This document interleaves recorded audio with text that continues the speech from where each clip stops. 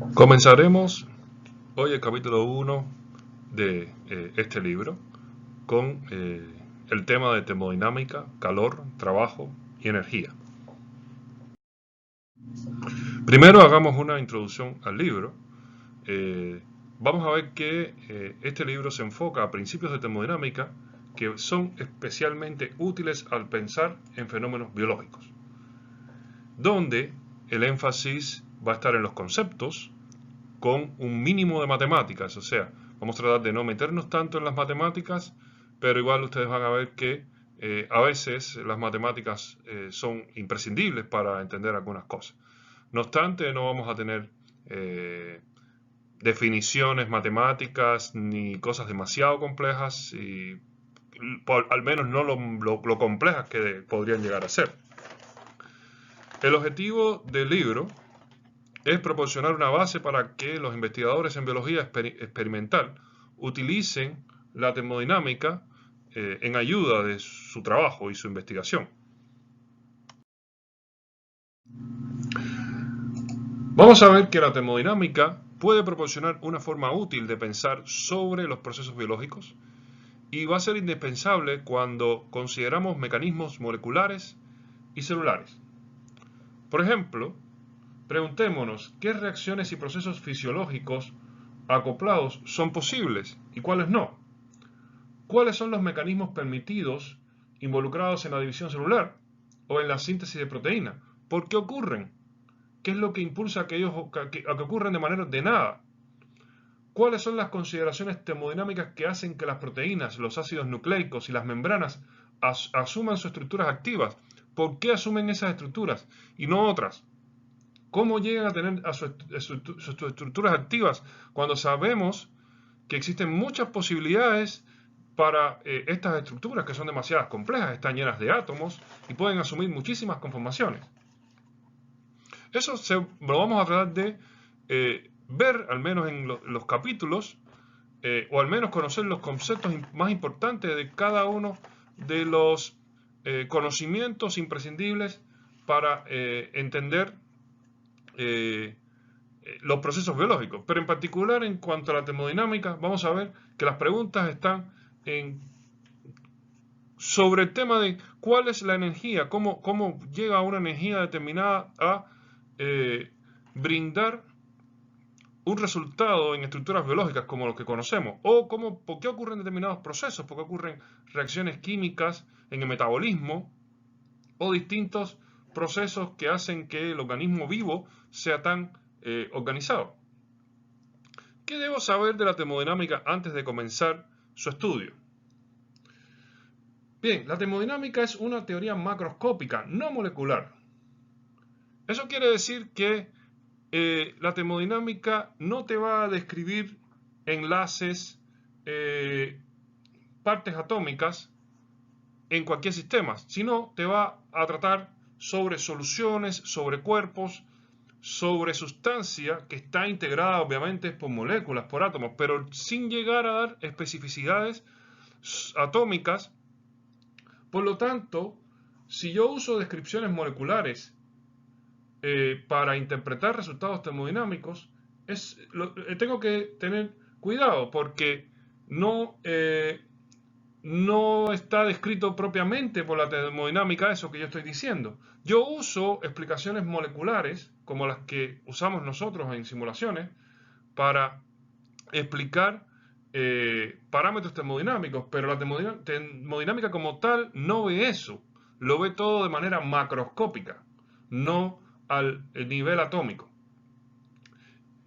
Es importante tener en cuenta que en la termodinámica se supone el comportamiento de grandes colecciones de moléculas. Ahora, estas moléculas se deben regir por las estadísticas de Boltzmann, es decir, que se supone una distribución normal de energía térmica, que eso es lo que significa llevar una estadística de Boltzmann. O sea, no es cualquier distribución, sino una distribución que térmicamente sea aceptable. Y ahí más o menos está la conexión entre la parte macroscópica y la parte atómica, que al final no tiene que ser cualquier átomo el que integre esta colección de moléculas que vamos a analizar desde el punto de vista de termodinámica, sino solo aquellas que térmicamente pueden existir. Y con eso me refiero a los estados base, pero también a estados excitados probables que puedan existir. Ahora, en proporciones de probabilidad dadas por estadística de Boltzmann, eso sí. La termodinámica se refiere a sistemas independientes del tiempo, es decir, sistemas en equilibrio. Sin embargo, podemos también hablar de una termodinámica extendida a sistemas fuera del equilibrio, lo cual también es posible. Que el sistema esté en equilibrio quiere decir que a la termodinámica no le interesa la evolución en el tiempo del sistema, sino lo que le interesa es caracterizar a los sistemas que estuvieron en un tiempo determinado y estuvieron en el siguiente tiempo.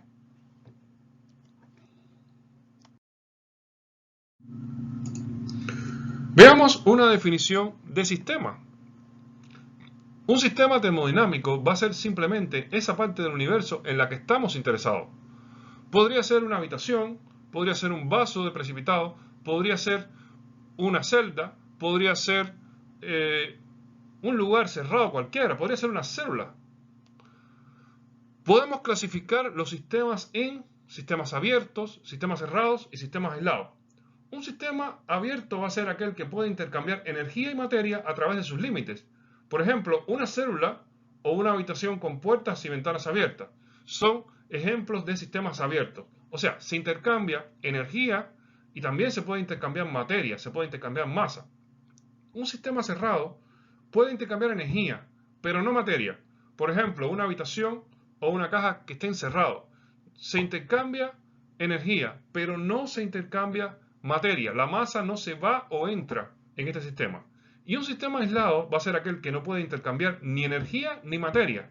Por ejemplo, el universo o un dispositivo que usemos para eso, un matraz cerrado, Dewar, podría simular o podría estar cerca de ser un sistema aislado. Un termo podría estar cerca de ser un sistema aislado. Se hace con la intención de que no se intercambie calor. Nosotros somos libres de seleccionar el sistema que queramos, pero es muy importante que especifiquemos cuál es nuestro sistema para hacer un estudio termodinámico. Las propiedades de un sistema van a ser cualquier cantidad medible que caracterice al sistema. Podemos definir esas variables para caracterizar el sistema y esas van a ser las llamadas propiedades del sistema. Esas propiedades pueden ser extensivas, o sea, proporcionales a la cantidad de material que existe en el sistema, como por ejemplo la masa y el volumen, o también pueden ser intensivas, lo cual significa que serían independientes de la cantidad de material, por ejemplo, la temperatura, presión y color. Sabemos la diferencia entre materiales extensivas e intensivas. Las extensivas dependen de qué cantidad hay, o sea, más masa es diferente a menor masa. Mayor volumen es diferente a menor volumen. Sin embargo, cuando yo tengo propiedades intensivas, vamos a ver que cualquier punto que yo tenga, o sea, aunque yo tenga un volumen más grande, yo podría tener la misma temperatura, o yo puedo tener un volumen más grande y tendría la misma presión, y esa temperatura y presión va a ser la misma en todos los puntos de mi sistema. No va a ser más en un lugar y menos en otro.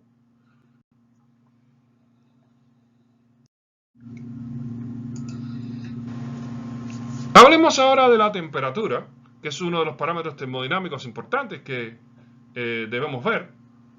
Simplemente la temperatura va a medir qué tan caliente o frío es un sistema.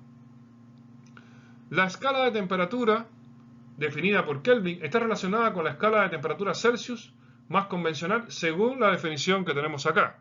Temperatura en Kelvin va a ser igual a temperatura en grados Celsius más 273,16.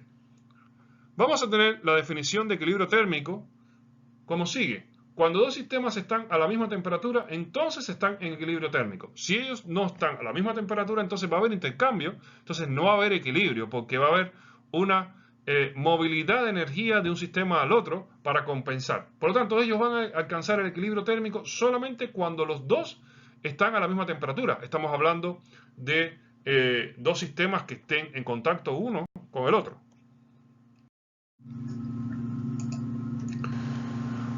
Hablemos ahora del calor, otro de los parámetros termodinámicos que tenemos que estudiar, que tenemos que ver. El calor va a ser un valor que va a fluir a través del borde del sistema durante un cambio en el estado del sistema. porque va a existir una diferencia de temperatura entre el sistema y sus alrededores. Por ejemplo, algunas reacciones químicas producen calor, como la combustión de gas. Las reacciones en las células pueden producir calor también. Por convención, el calor fluye desde una temperatura más alta a una temperatura más baja. Esto corrige el signo del cambio de calor. Es importante tener en cuenta que esta es una convención y no es requerida por ningún principio. Este ejemplo simple ilustra esta convención de signos, así como la importancia de definir el sistema bajo consideración. Tenemos un sistema definido como A. Tenemos que en este sistema la temperatura del sistema va a aumentar. ¿Por qué razón? Porque se pone en contacto con un sistema B que tiene mayor temperatura. Eso quiere decir que para compensar el sistema A va a terminar con una temperatura mayor, 50 grados, y tenía antes 25. Por lo tanto, el cambio de calor es positivo en el sistema A. Para el sistema B, que está acá, que tiene 75 grados, tenemos que cuando B pasa acá, se pone en contacto con A, disminuye su temperatura. La temperatura disminuye, por lo tanto el cambio de calor va a ser negativo en el caso del sistema B. Esto viene de considerar primero, en este inciso, que el sistema A es el sistema, o sea que A es el sistema, y en el segundo caso que B es el sistema. Ahora definamos el sistema como A y B, o sea, los dos juntos son el sistema. En este caso, no se produce flujo de calor a través del límite del sistema, por lo que podemos decir que el cambio de calor es cero. A ver, sabemos que sí hubo un cambio de calor, pero como estaba dentro del sistema, no ocurrió por el borde del sistema. Eso quiere decir que al yo poner en contacto A y B, como ambos son el sistema, yo al medir afuera, yo no noté el cambio de calor que hubo entre A y B. Por lo tanto, pasamos de un promedio de 25 y 75 a un promedio de 50 y 50, que es lo mismo. Eso quiere decir que en este caso, en el último caso, si yo defino el sistema como A más B, entonces el cambio de calor es cero.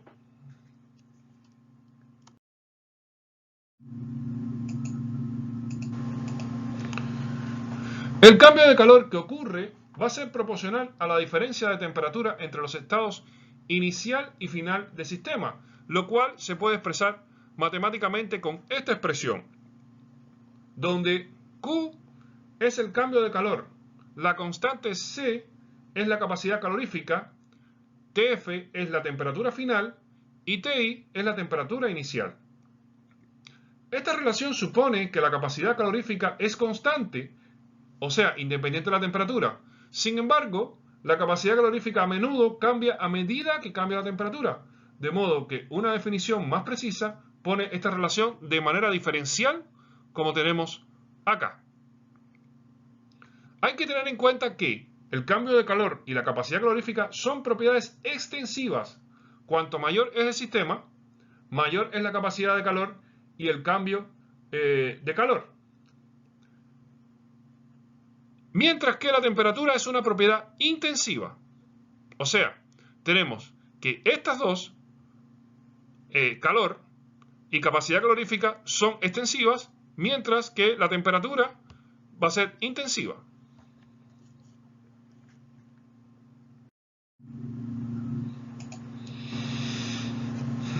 Veamos ahora el trabajo, que es otra de las propiedades termodinámicas importantes que debemos analizar. La definición de trabajo no es tan simple como la del calor. Existen muchas formas diferentes de trabajo, por ejemplo, trabajo mecánico, como acción muscular, y trabajo eléctrico, como iones que cruzan membranas cargadas. Usaremos una definición de trabajo bastante artificial, pero muy general, que se entiende fácilmente. El trabajo es una cantidad transferible a través del límite del sistema que siempre se puede convertir en una operación mecánica de desplazar un peso en los alrededores. Por convención, el trabajo realizado sobre un sistema va a ser positivo. Esto corresponde a disminuir el trabajo en los alrededores. Por lo tanto, el trabajo para bajar un objeto de masa m va a ser menos mgh, donde m es la masa, g es la constante gravitacional y h es la distancia a la que se baja el peso. Esta fórmula es usada cotidianamente. Por ejemplo, mgh es el trabajo requerido para que una persona de masa M suba una colina de altura H. El trabajo mecánico, que se denota por W, se define como el producto de la fuerza en la dirección de movimiento, Fx, por la distancia recorrida, X, o en forma diferencial, como aparece en esta ecuación. El concepto de trabajo se puede aplicar a sistemas vivos. Las membranas a menudo tienen potenciales, voltajes, a través de ellas. En este caso, el trabajo requerido para que un ion cruce una membrana es menos ZF phi, donde Z es la carga del ion, F es la constante de Faraday, que es 96.489 coulombs por mol, y phi es el potencial. Un ejemplo específico es el cotransporte de iones sodio y potasio, donde el sodio sale de la célula y el potasio entra a la célula. En este caso se establece un potencial de menos 70 milivolt en el interior, de modo que el trabajo eléctrico requerido para mover un mol de iones potasio al interior es menos ZF phi, lo cual, si lo calculamos con los valores, con el valor del potencial de menos 70 milivolt, nos va a dar menos 6.750 joules, que sale de la diferencia de potencial que existe en la membrana. El signo negativo que se obtiene en este caso significa que el trabajo lo realiza el sistema sobre los iones.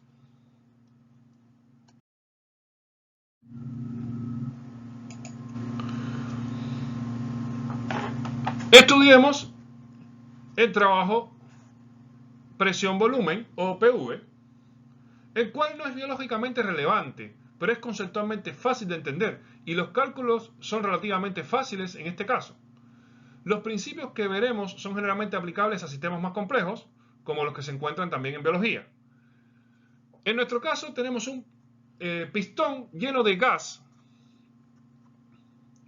y tenemos aquí el exterior, y este va a ser el lugar del desplazamiento. Por lo tanto, nuestro sistema va a ser esto y el exterior va a ser acá. En el pistón lleno de gas, la fuerza va a ser igual a la presión externa multiplicada por el área de la cara del pistón, que estaría acá. Por lo que el trabajo infinitesimal se puede escribir con esta ecuación que tenemos acá. Diferencial de trabajo es igual a menos presión externa por A por dx, donde A por dx lo puedo convertir en dv. Por lo tanto, tendría que el diferencial de trabajo va a ser menos presión externa por el dv. Si se baja el pistón, el trabajo se realiza en el sistema y es positivo. O sea, si este pistón baja, el trabajo se realiza en el sistema y va a ser positivo, mientras que si el pistón se eleva, el trabajo lo realiza el sistema y entonces va a ser negativo. Hay que tener en cuenta que el trabajo realizado en o por el sistema, bajando o elevando el pistón, depende de la presión externa. Por lo tanto, el trabajo puede tener cualquier valor de 0 a infinito, dependiendo de cómo se realice este proceso. Este es un punto muy importante. El trabajo asociado con un cambio de estado dado depende de cómo se lleva a cabo el cambio de estado.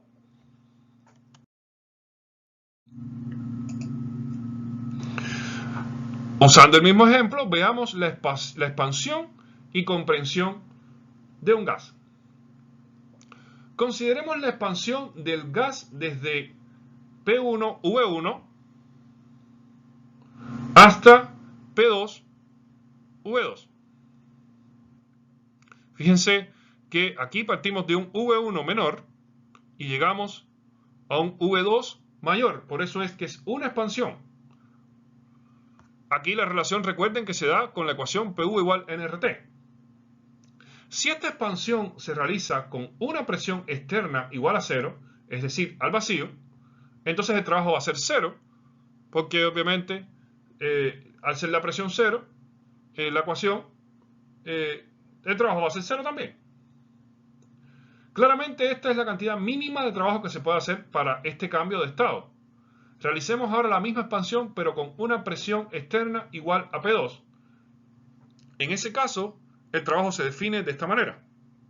El trabajo va a ser menos la integral desde V1 a V2 de presión externa de V.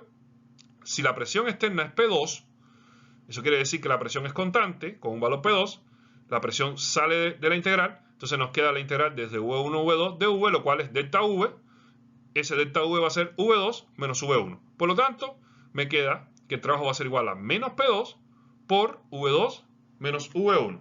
Eso en el gráfico se representa con el área rayada bajo esta curva que tenemos acá. ¿Por qué razón? Porque aquí vemos que el valor fue P2, constante, siempre. P2 se ubica en el gráfico acá.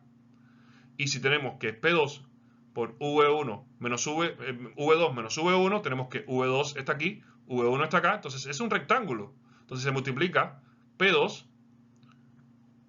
por V2 menos V1. O sea, es un lado por un lado. Es un rectángulo donde un lado es P2 y el otro lado es V2 menos V1. En ese caso, tengo P2 sube desde 0 hasta acá y V2 menos V1 sería el valor de V2 que llega hasta acá menos V1, o sea, menos este cuadrado, me da este rectángulo de acá. Ese es el valor del trabajo por lo que puedo ver acá.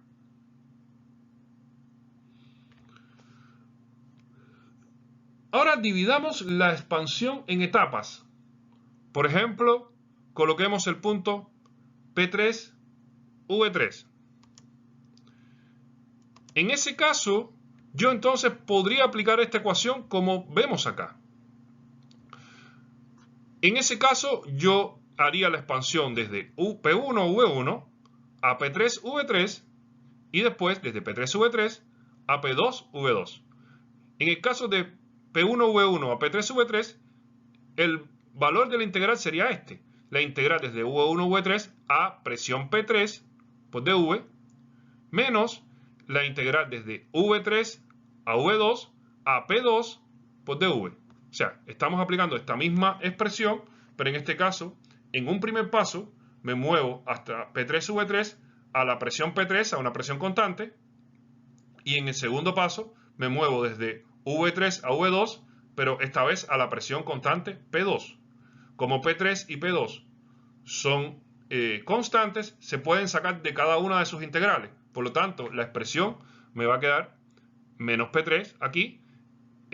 La integral de dV sería delta V evaluado en V3 menos V1. Por lo tanto, queda menos P3, V3 menos V1. Y de este lado me queda P2 y la integral sería delta V, donde sería V2 menos V3. Y me queda esta expresión. Esta expresión, si yo la busco aquí en el gráfico, vamos a tener que, hay un primer paso que está a P3, donde tenemos P3 acá, por V3 menos V1, por lo tanto V3 está aquí, V1 está acá, entonces me queda este rectángulo. Y en el segundo término me queda P2 por V2 menos V3, por lo tanto me va a quedar P2, V2 menos V3, entonces me va a quedar este rectángulo. O sea, en el primer término me quedó este rectángulo de acá, en el segundo término me quedó este rectángulo de acá. Por lo tanto, tengo que el trabajo va a ser el área bajo la curva, que va a ser la suma de estos dos rectángulos. Y va a ser todo esto que estoy señalando acá. Si yo comparo el resultado que me da el trabajo cuando yo incluí un punto intermedio, que es P3, V3, tenemos que el trabajo aumentó con respecto a lo que me había dado antes. Cuando me movía directamente desde P1, V1 a P2, V2, el trabajo me daba esto. Al yo incluir un punto P3, V3, el trabajo aumentó.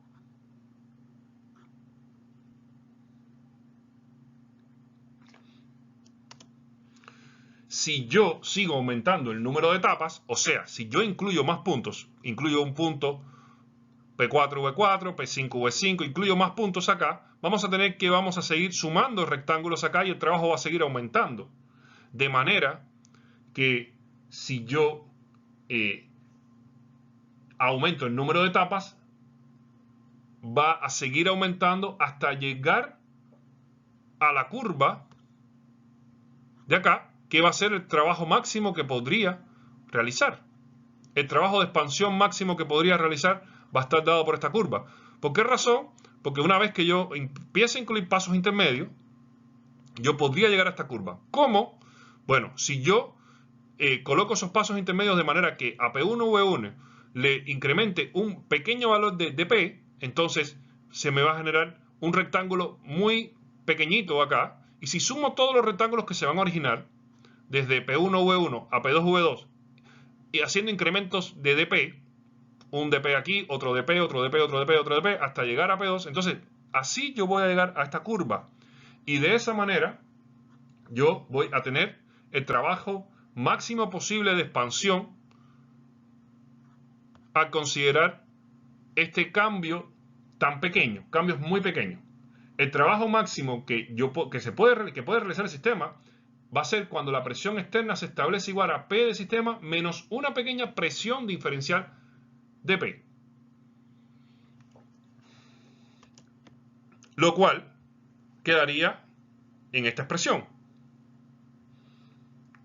donde aquí la presión sí no va a ser constante, la presión va a ir cambiando dentro del sistema. Haciendo un proceso de razonamiento similar, el trabajo mínimo realizado en el sistema sería lo mismo, pero al revés, a moverme de V2 a V1 por P de V, o sea, aquí me muevo de V1 a V2 y aquí me muevo de V2 a V1. Entonces ahí tendría el trabajo máximo y el trabajo mínimo sería justamente el que iría al revés. Y aquí hay algo importante que debemos entender de esta explicación. El trabajo asociado con un cambio de estado depende de cómo se lleva a cabo el cambio de estado.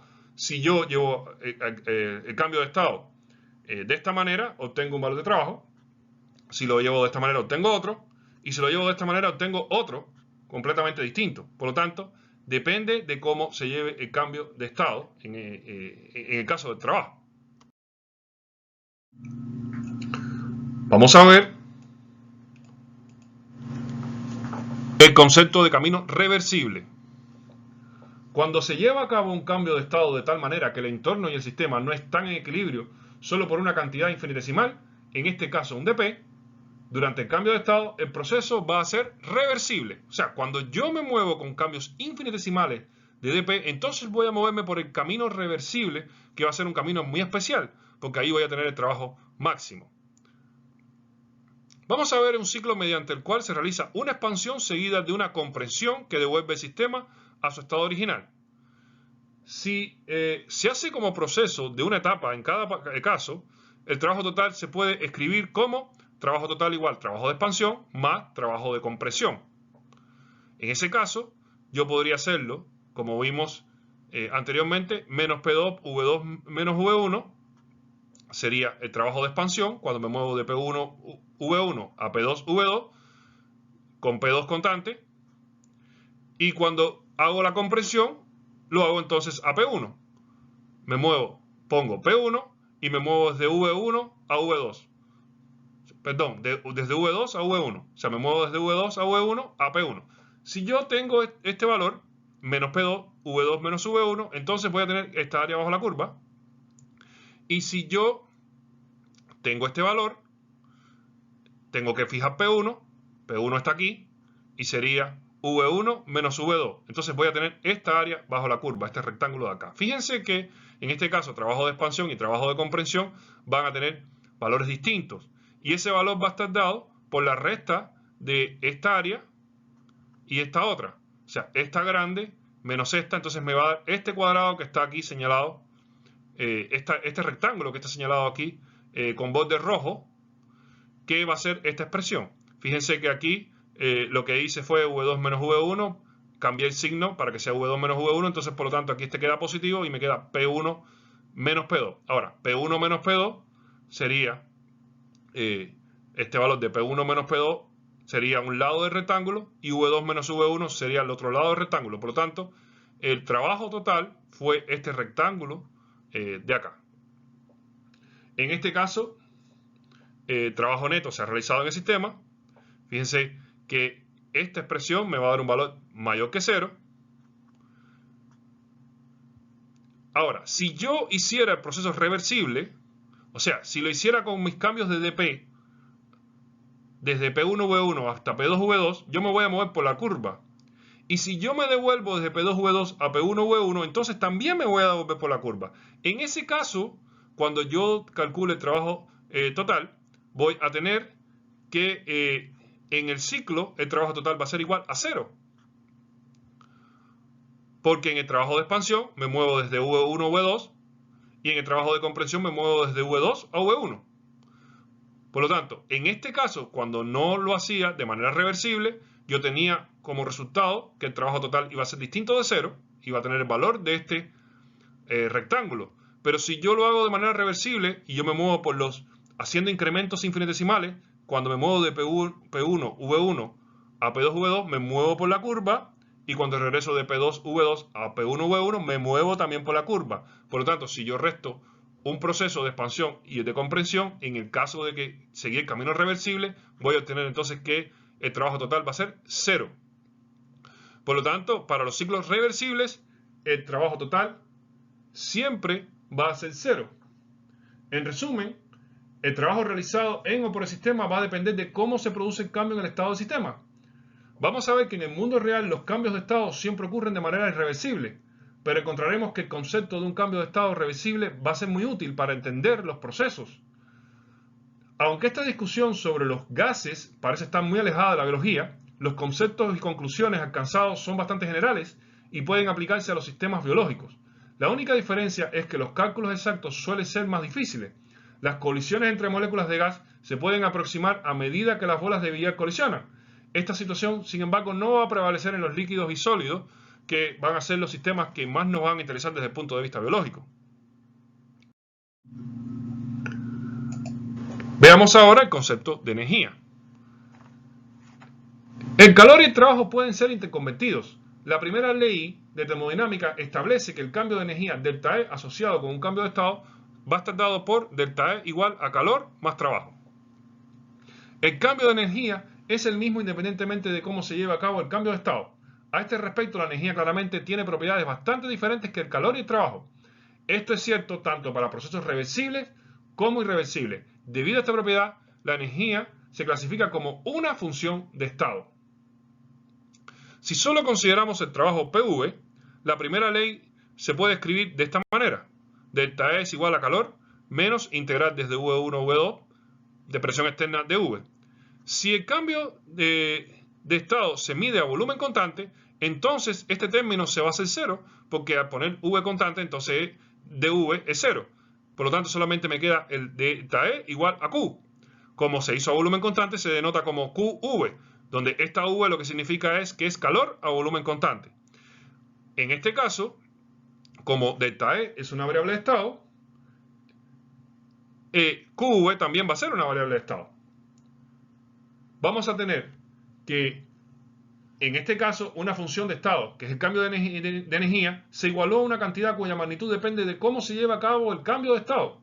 Si medimos el cambio de calor a un volumen constante asociado con un cambio de estado, entonces también hemos medido el cambio de energía. Y además hicimos que el calor se comportara en esta situación, a volumen constante, como una función de estado. Hasta aquí la primera parte de la clase.